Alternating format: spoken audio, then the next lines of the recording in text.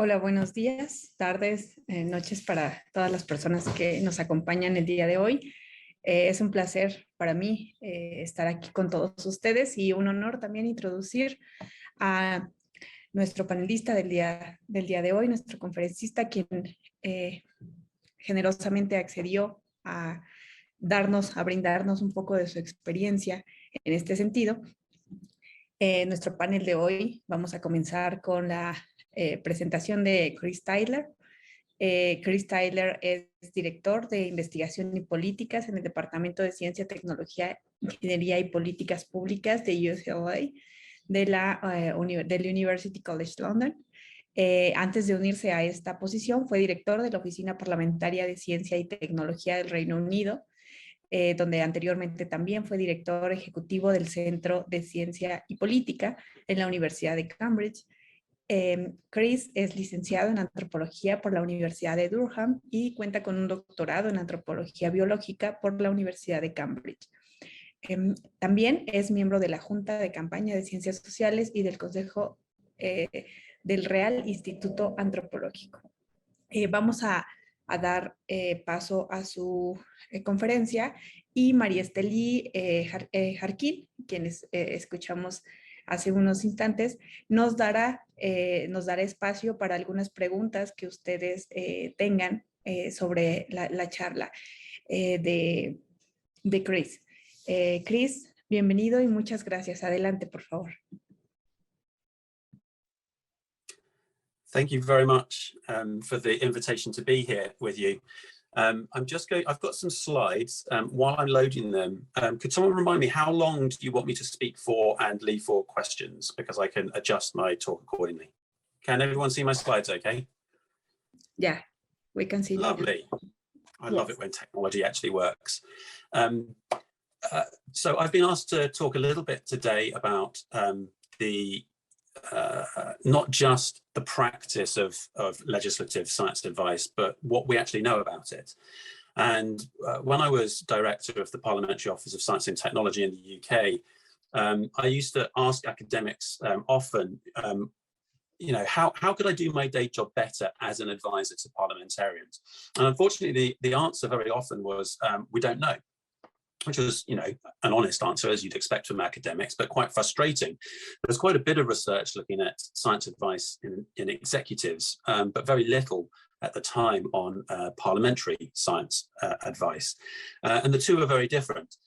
So what I'm going to do is summarize some of the research over the last few years that I've been involved with, flag up some upcoming research, and then pose a question to INGSA Latin America about what role INGSA could potentially play moving forward.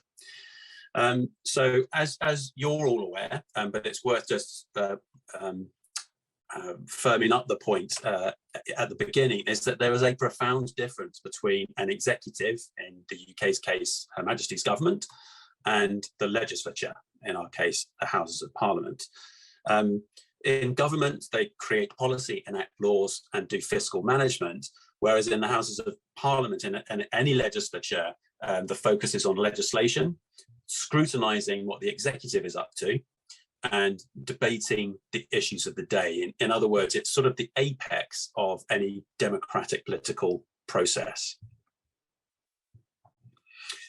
And they function in very different ways.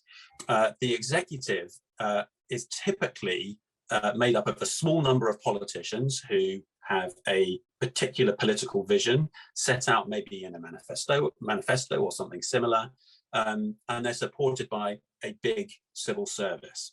So in the UK system, we've got roughly 100 ministers who are supported by nearly 500,000 civil servants. So the flows of information in that system need to be very clear, very structured, and they need to be targeted to the narrow set of political options that are available to the government. Parliaments are completely different. Many more politicians are in any given legislature, from the right of the right to the left of the left, in whatever spectrum is typical of a particular country. And typically legislatures have much smaller staff much smaller bureaucracies, I should say. In the UK system, that's depending on how you measure it, between 4,000 and 6,000. So, you know, a couple of orders of magnitude smaller than the civil service in the executive. And this means that there are many more people wearing many more hats. The flows of information are more haphazard, more ad hoc, and they're serving a group of politicians who have a much wider set of political options available to them as their sort of priority areas. And this, of course, means that the nature of the science advice in a legislature is profoundly different from the nature of science advice in an executive. But when we were kind of setting up, I set up a social science section in the Parliamentary Office of Science and Technology. And while we were doing that, we realized that we just really didn't have a good enough grasp on how research was being used in the UK Parliament. So we started asking that question, and we've had a number of publications, which you're very welcome to go and check out, come out of this research, which really kicked off in 2017. The first publications were published in 2017 in earnest. And we looked at how research and evidence are defined in Parliament, how it feeds into Parliament, what factors shape the use of research in Parliament, both processes and mechanisms, but also we took some ethnographic approaches to look at cultures. You can't stop an anthropologist taking interest in those sorts of things. The main initial approach was a survey. We conducted a survey of both politicians and staff. We had 24 MPs respond. We would have had more peers respond, but there was a scandal in the House of Lords at the time, and they refused to let our survey go out. So it was a very typical but annoying situation in any parliament where you have kind of politics interfering in the research, the well-meaning research that we wanted to do. And we interviewed plenty of staff as well. And the first thing that was really obvious is that research and evidence are just not used the same in legislatures as they are used in, for example, academia. Research has a much broader context. It's anything that someone is doing to try and find stuff out. It's not referring to a specific methodology. It's just a way of finding it. Googling is research.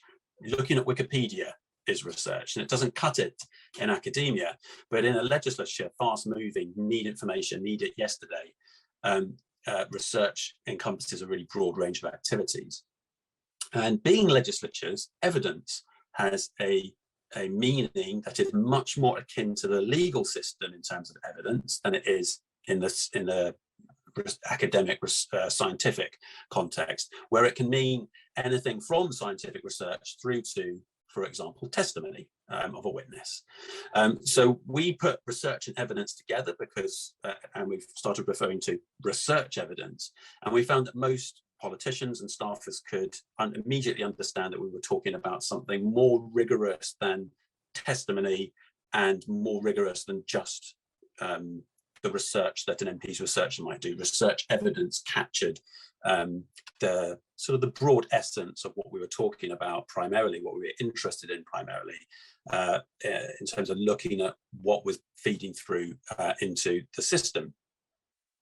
Now, unsurprisingly, we asked a bunch of people, do you value research? And they all said yes.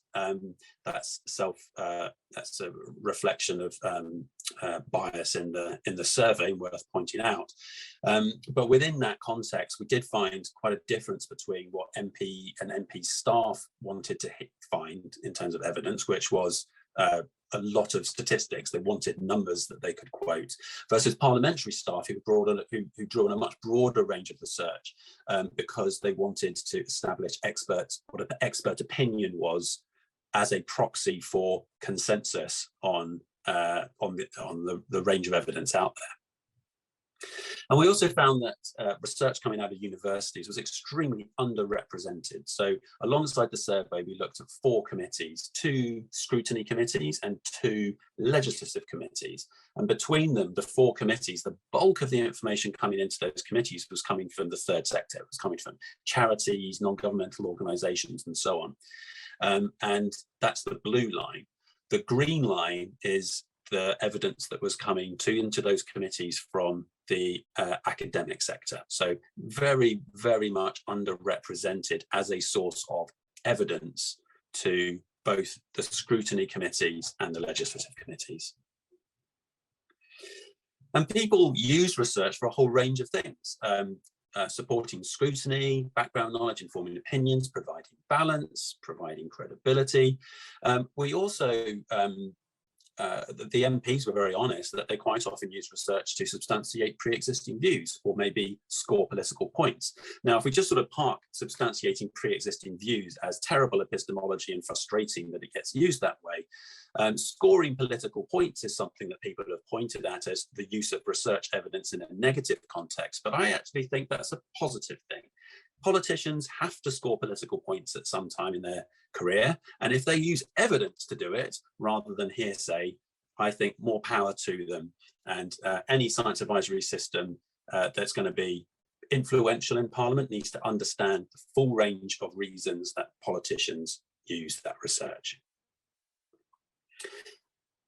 In terms of the factors coming back, I think you'd probably be able to guess a lot of them.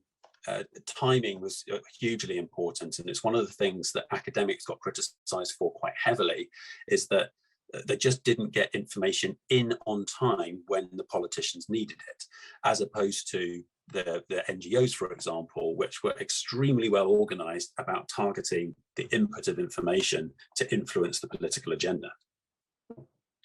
Everybody said we need short information presented in very short ways, electronic, relevant, precise, yes, graphics, facts, but short was the most important thing that people kept on going on about, because politicians just don't have enough time to find and use research.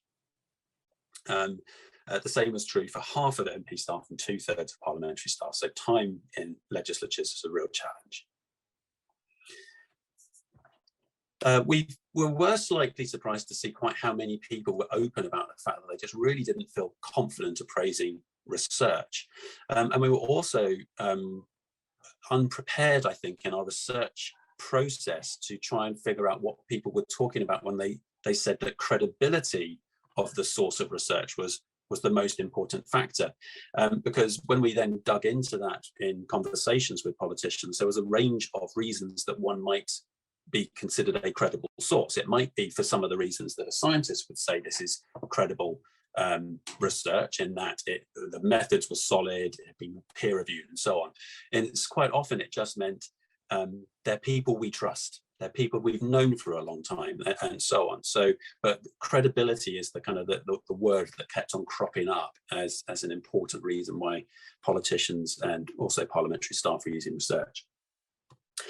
There were a bunch of other reasons here that I won't go into in detail because I want to save the time. But just to kind of reflect a little bit on some of the key insights that came out of this that have been very influential in the UK system, is that there were things that the higher education sector needs to do better in terms of engaging with Parliament. And since the production of these, the report in 2017 and some of the academic literature and ongoing engagement that we've had both with in academic research institutions and the funders of that research, there have been some big changes. For example, the incentives for academics to engage have been honed and improved. Academics are getting better and more proactive in terms of both the engagement, just practical engagement with legislatures, but also the provision of relevant research, asking the right questions and doing research synthesis. That's something that is growing as well. But Parliament, that needed to improve too, and it improved in a number of ways. There's a much greater emphasis on the use of research evidence in Parliament now, with very strong efforts communicating why that's important, why that kind of information is different from other kinds of information, with extensive training provided for staff. Typically political and parliamentary staff have been the biggest take up on those training activities. And there's been a systematic effort to improve the balance of sources of formal and written and oral evidence provided into committees, particularly scrutiny committees. And the Parliamentary Office of Science and Technology has been really leading the way on a lot of that work.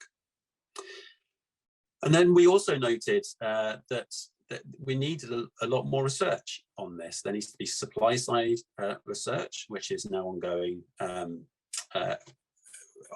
in a program called CAPE, Capabilities of Academic and Political Engagement, I think is what it stands for. But anyway, it's a research program run out of a partnership that includes my university, UCL, looking at what universities are doing to improve their engagement with Parliament. And then we also noted that there needed to be some more comparative research. We need to apply some of the same methodologies in other legislatures, and we need a co-designed research agenda so that people working in Parliament, the practitioners, and the academics working in universities are asking the same questions about parliamentary science advice, so that the research that people like myself are engaged in is useful to practitioners. So this leads me on to the second tranche of research that I've been very involved with.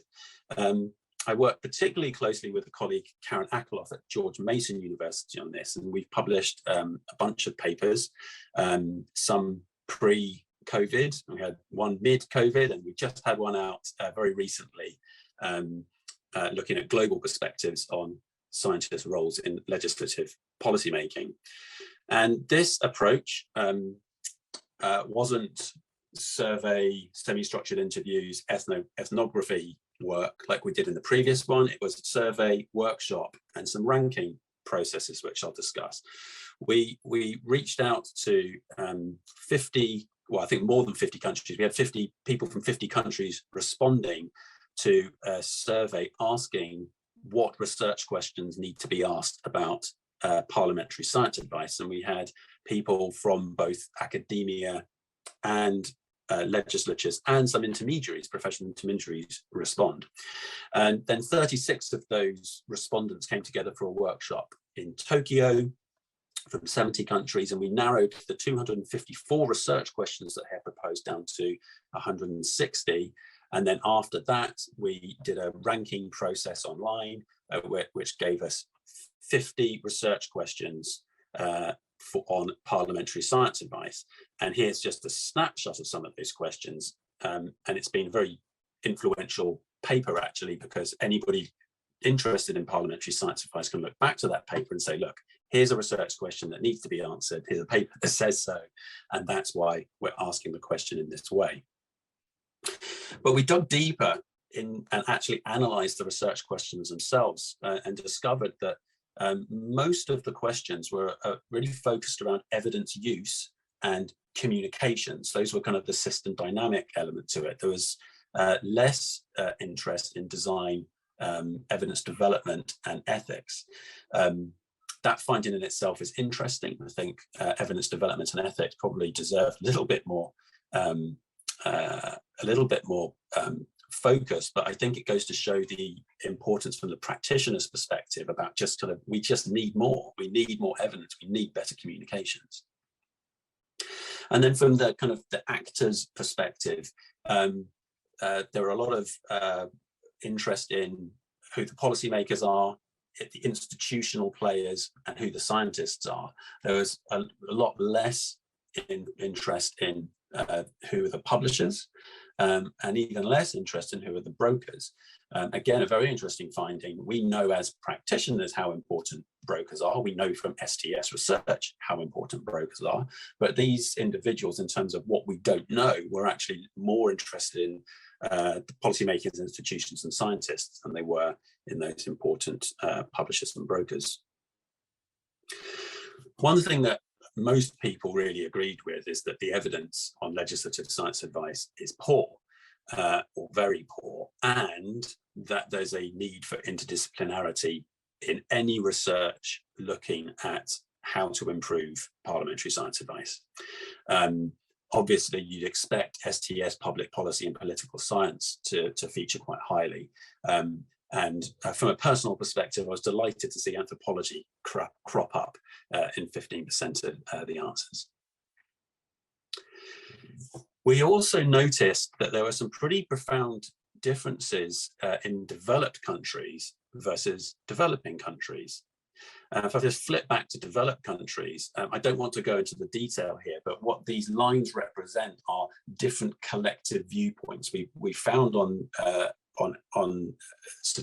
we did a sort of a deep statistical analysis on this, that there were certain groups of people who were interested in particular patterns of questions, and those patterns varied between developed countries and developing countries. And we decided to dig in a bit more there and do some additional research. And what we did initially was we said, look, if there's these differences, how can we track what's really going on? And we looked at a range of frameworks for science policy interactions that we could use as a way to get into that question. The best known is Pilkey's from 2007, the Pure Scientist, Issue Advocate, Science Arbiter, Honest Broker, and the fifth one that he added later, the Stealth Advocate.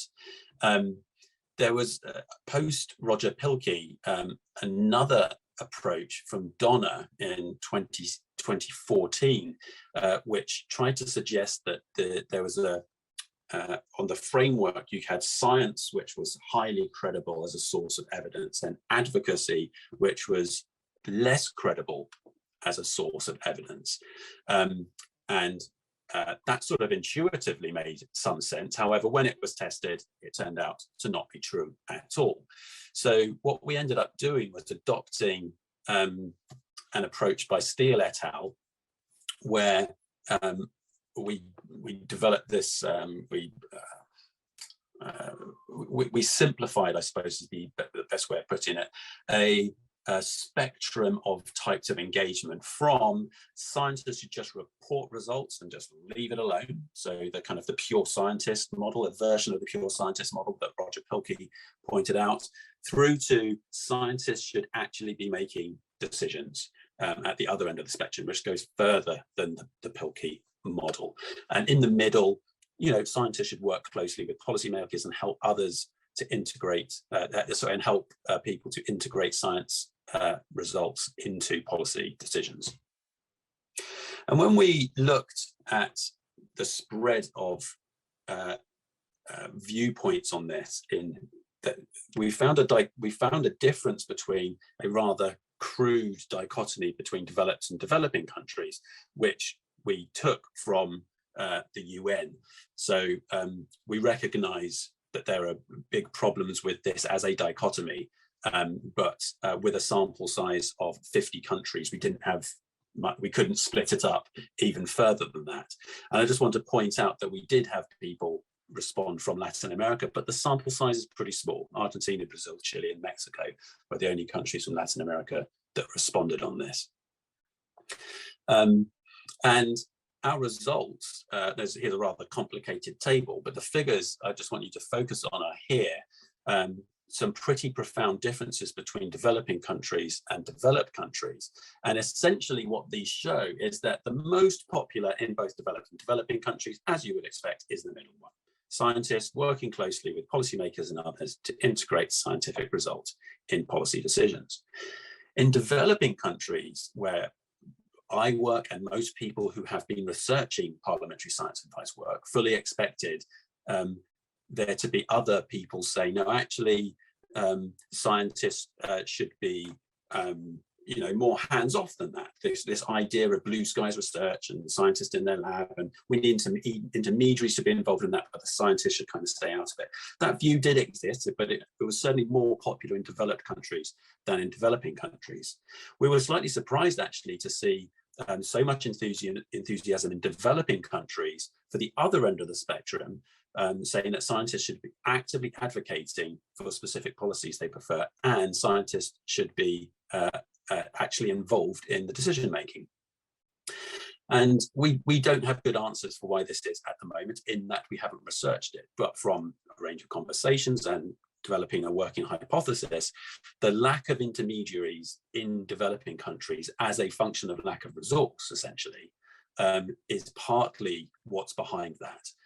In the absence of intermediaries and in the absence of high levels of socio-technical expertise in governments and in parliaments, enthusiasm for scientists getting involved is understandably higher than it is in countries that have that existing socio-technical expertise coupled with funding for intermediaries.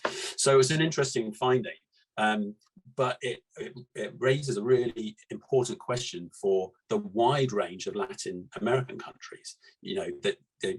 Argentina, Chile, Colombia, Peru, just 4 countries that I've been to very recently, are really different in their needs and some of their political cultures, the formation of their research base, the formation of their political system. They're so different. And what these findings mean, well, for starters, the sample size is too small to be sure. And one thing we can be certain, we need to have a deeper look into what will work in different countries. And that's why one of the reasons I was so happy to be able to speak with you today, because I think Latin America is a really interesting place for developing science advice, and there's certainly a lot of enthusiasm for it and a lot of opportunity to develop it. So just before I close, I wanted to just flag up a few pieces of research that are going on.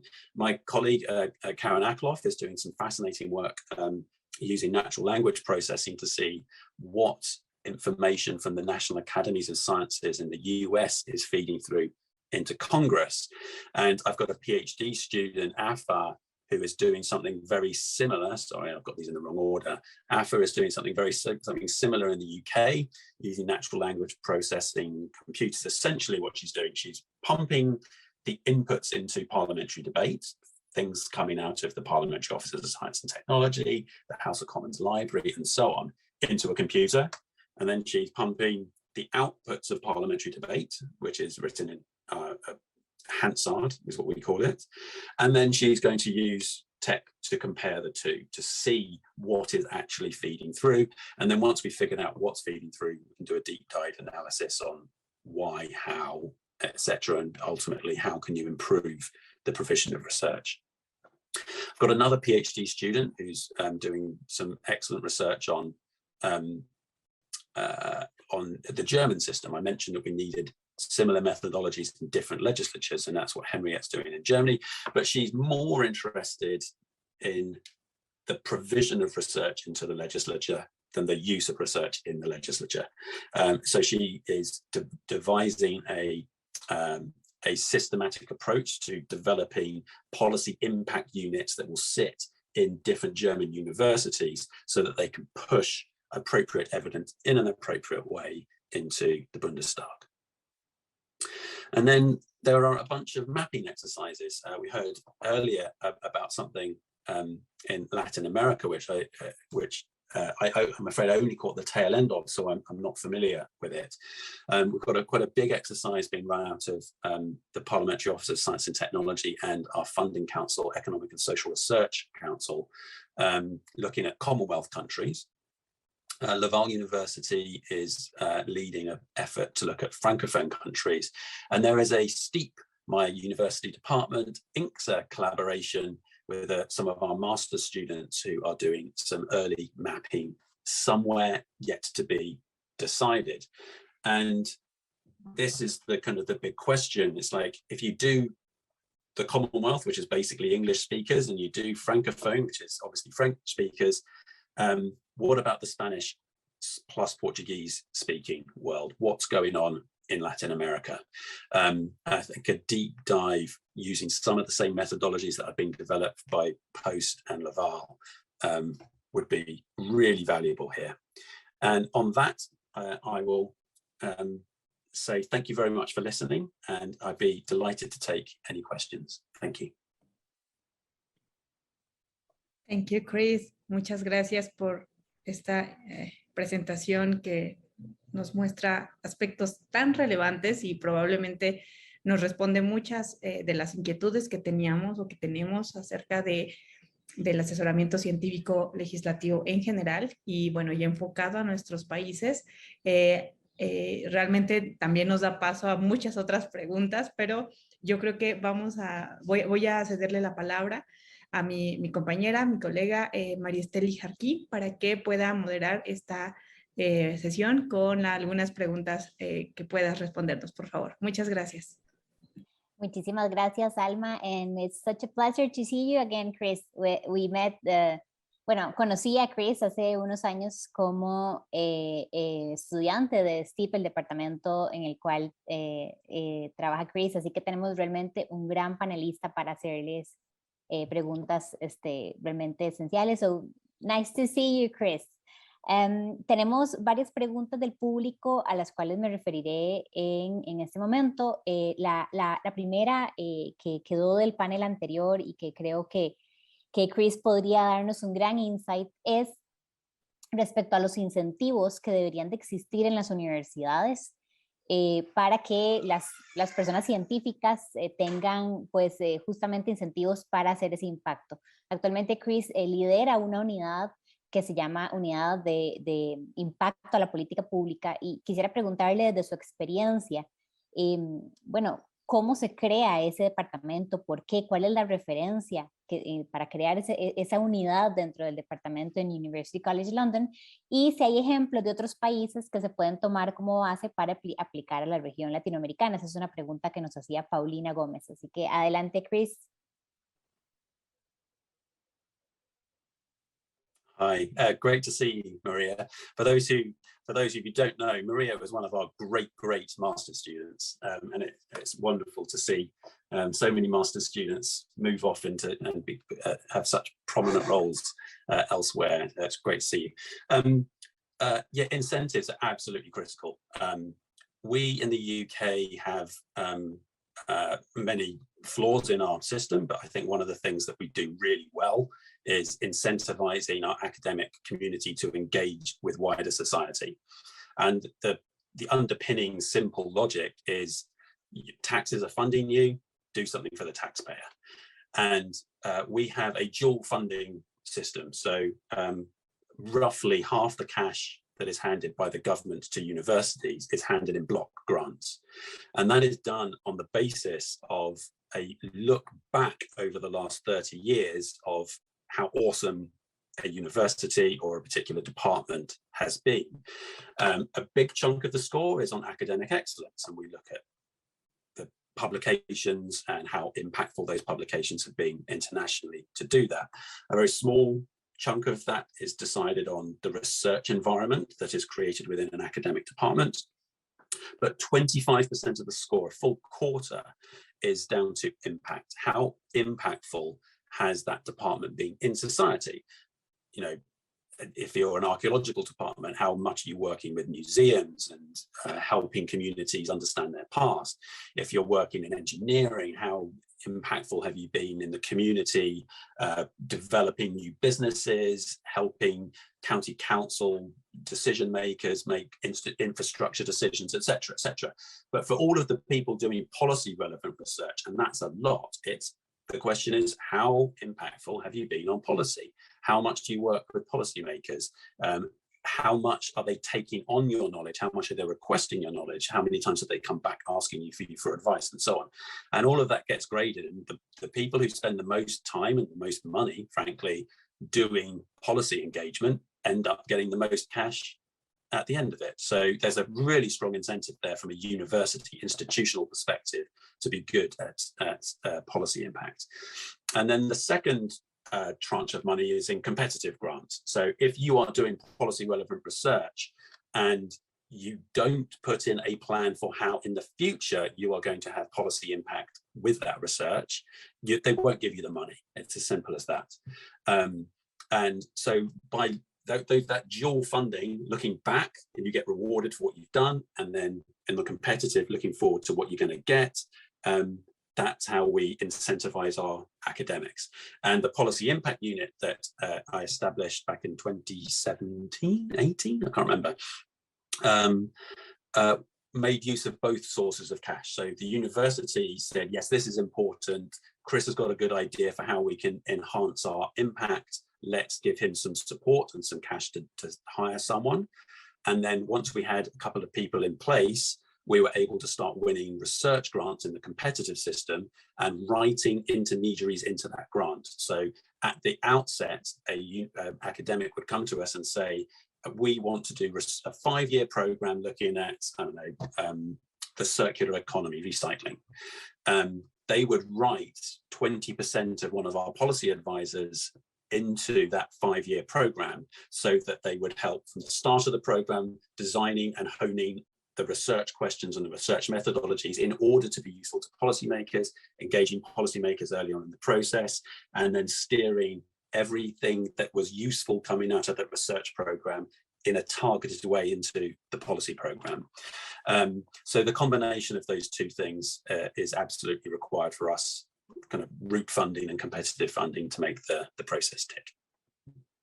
Muchas gracias al doctor Tyler. Realmente escuchar de primera mano esta experiencia es realmente una oportunidad increíble para las universidades en América Latina, porque no existen necesariamente estos departamentos dentro de nuestras universidades. Por lo general, las universidades en esta región están muy enfocados en docencia e investigación y en acción social e impacto a la sociedad, a las comunidades, pero no tenemos esta trayectoria de impacto a unidades en política pública, y es importantísimo pues conocer más de esta unidad y de su trayectoria.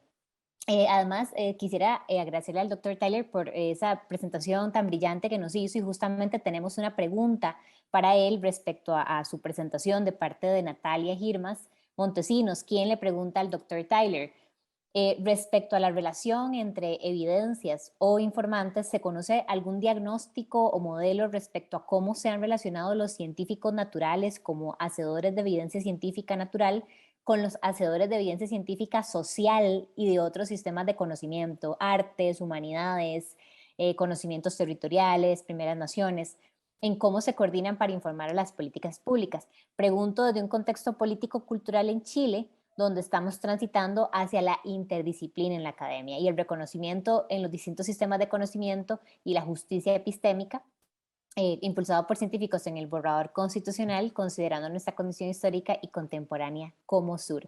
Muchas gracias, una excelente pregunta de Natalia, y que responde mucho al concepto de ciencia y cómo se comparten conocimientos entre las diferentes áreas del conocimiento. Adelante.